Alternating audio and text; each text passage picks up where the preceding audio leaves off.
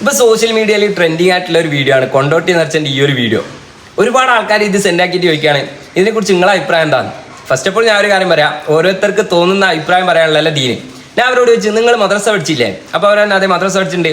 അപ്പോൾ മദ്രസയിൽ ഫിഖീൻ്റെ കിതാബിൽ അന്യപുരുഷന്മാരും സ്ത്രീകളും ഇടകലയുന്നതിനെ കുറിച്ച് എന്താ പറയണേ? അപ്പോൾ അവർ തന്നെ പാടില്ല, ഹറാമാണ്. ഞാൻ പറഞ്ഞു അതന്നെയാണ് ദീന്. ഇലാ യൗമിൽ ഖിയാമ അതിനൊരു മാറ്റം സംഭവിക്കില്ല. നിങ്ങളെ തലച്ചോറ് നിങ്ങൾ പണയം വെക്കല്ലേ?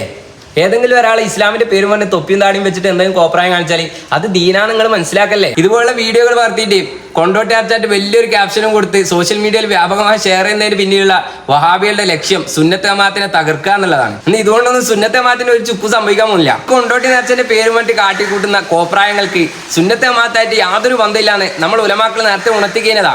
ഈ വീഡിയോ ഒന്ന് കണ്ടു നോക്കുന്നത്. കൊണ്ടോട്ടിയുടെ ഒരു നേർച്ച നടക്കാൻ എന്നിട്ട് ഊര കൊണ്ടുന്ന നേർച്ച ആര് പറഞ്ഞു ഇങ്ങനെ ഒരു നേർച്ച നടത്താൻ? നേർച്ചയുണ്ട് ഇസ്ലാമില്, ഉറൂസുണ്ട് ഇസ്ലാമില്, അതൊന്നും ഇല്ലാന്നല്ല. പക്ഷേ ഈ കൊണ്ടോട്ടിയിൽ നടക്കുന്ന ഉറൂസ് നേർച്ച എന്ന് പറയുന്നത് എന്ത് നേർച്ചയാണത്? കുറെ തോന്നിവാസം നടത്തലാണോ നേർച്ച?